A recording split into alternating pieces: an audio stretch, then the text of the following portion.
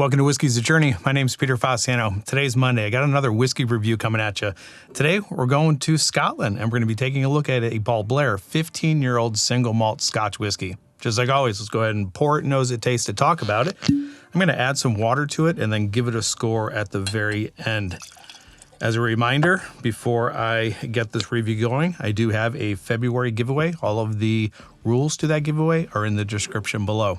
All right, so looking at the stats on this, we're looking at a 46, flip-flop that, a 46% ABV, natural color, non-chill filtered, single malt Highland Scotch whiskey. It is aged 15 years, but I'm not exactly positive because there's two casks here. There is an ex-bourbon, which I believe is the majority of the maturation, and then they mature it an additional period of time in a Oloroso or a Spanish sherry butt.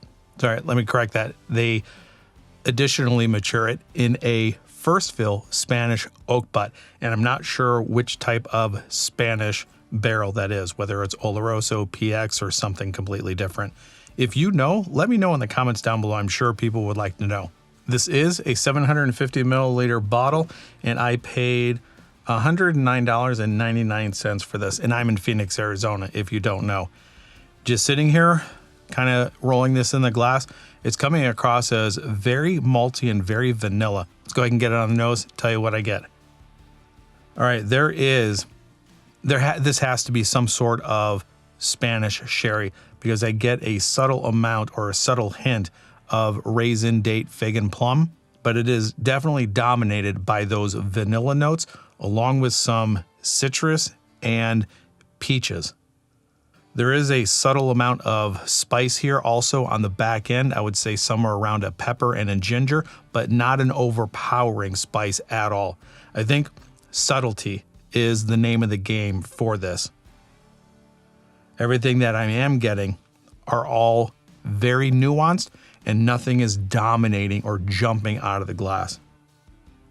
Tell you what, smells really good. I'm really excited to get this thing on my palate. I haven't had this in quite a while, but I do remember liking it when I did have it. All right, first sip, everybody. Cheers. Oh yeah, that is really good. I get hit with an initial sweet honey vanilla note on the arrival. Gets a little bit peppery, malty in the mid palate. And then as it's traveling to the back of the palate, there is a rising spice and everything just comes together, especially those red fruit notes.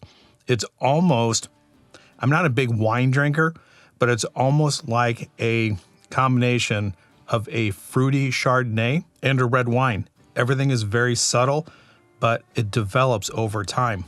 Man, I tell you what, I like this a whole lot. And just to let you know, this is aged 15 years, and anytime I have an age-stated whiskey, I do let this open up. You just don't see it because I do jump cuts, but I do let this rest at least 15 to 20 minutes. This whole video is somewhere around 45 minutes to 50 minutes, unedited. So it does have time in the glass to open up. Just want to let everybody know that. Now, as this is sitting, I would say that first sip, it's really well-rounded. It's a good, easy sipper. It has a good amount of malt. All of those combinations of red wine and white wine are here. I like how it develops from the arrival to the mid palate and the finish. And the finish is somewhere around medium to long. All right, let's go ahead and get that second sip in, see if anything changes, add some water to it, and talk about Balblair for a little bit. All right, second sip, everyone. Yeah, second sip, everything arrives pretty soft. It's well-rounded, it's easy sipping. Everything that you're getting on the nose is also coming through on the palate. The vanilla and the honey on the arrival, the oak and the oak sweetness sinks in. It glides across the palate. And then again, as it starts to hit to the back of the palate, there is a little bit of a rising spice, all very subtle. And then those light fruit notes and red fruit notes are coming through. Yeah, from first sip to second sip, very consistent and really good. I enjoy this quite a bit. It's a malty, fruity, well-rounded with a little bit of spice. Medium again, medium to long finish.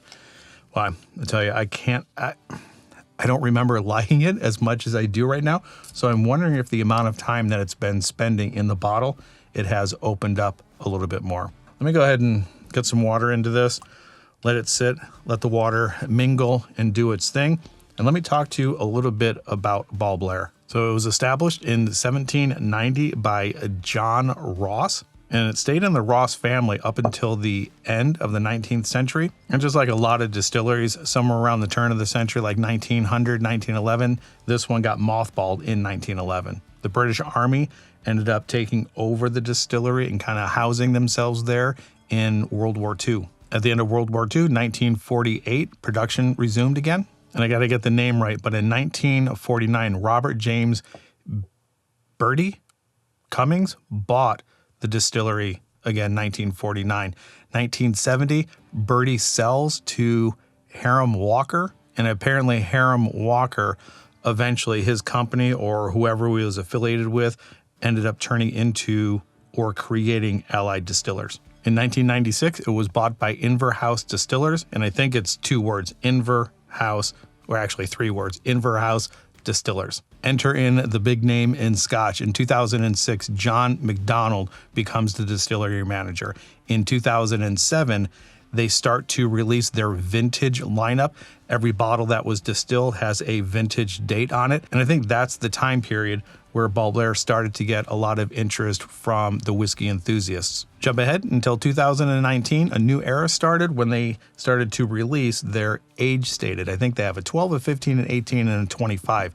2023, they released a pretty popular 21-year-old. And then in 2024, John McDonald ended up retiring, and David Rogers took over as the distillery manager. If you would like to add anything to the history of the distillery, if I left anything extremely important out, if you know more than I do, I always claim that I'm not an expert on this. I just do quick research before these reviews and share the information with you. If you have anything to add, please share it in the comments down below. All right, I do think that is probably enough time for the water to do its thing. Let's get it on the nose one more time, on the palate, and then finish the video off with a score. All right, it opened up a little bit more with spice. That vanilla and honey note is still there, and I still am getting those red and white wine vibes from the nose. Red fruits, light fruits, good amount of citrus, good peach, very malty with a good amount of sweet oak. All right, let's go ahead and get it on the palate. On the palate, it rounded out a little bit more, flattened the nuances of each of the individual flavors. I think more spice and more oak tannin is now showing up on the side of the tongue, which I'm not a fan of. It's still pretty heavy on the malt, vanilla, citrus, and peach. The spice that added a little bit of nuance to it and balanced out the fruit is no longer there. I think going forward, I would not drink this with water. I like how cohesive it is at 46% without the water. And again, the name of the game here is subtlety. All of the notes are there, but they are subtle from the arrival to the mid palate to the finish. All right, if you are new here, I score everything out of 5 stars. Based on everything that I have said so far, looking at the price, I think it's pretty decent for 15 years of age. Not judging it by adding water to it, but prior to adding the water, all of those nuanced flavors that were very well-rounded, nice, easy sipper. Nothing dominated in the glass and everything was very subtle. I'm going to put this one at a 4. I like this quite a bit. If you have had Balblair, let me know in the comments down below what you think of it. If you've had any of their vintage lineup, let me know what you thought of it and base it or compare it to the newer lineup with the age stated. Which one do you prefer? All right, that is all I have for you today. So wherever you are at in your journey, I hope you're enjoying it. Until the next time, talk to everybody later. Bye.